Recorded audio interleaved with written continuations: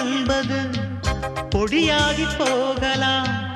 பொன்னாரமே நம் காதலு பூலோகம் தாண்டி வாழலாம். ஆகாயம் என்பது இல்லாமல் போகலாம். ஆனால் நம் நேசமே ஆகாயம் தாண்டி வாழலாம். கண்ணீரில் ஈரமாகி கரையாட்சி காதலே, கரை மாற்றி நாமும் வெல்ல கரையேற வேண்டுமே. நாளை வரும் காலம் நம்மை கொண்டாடுமே.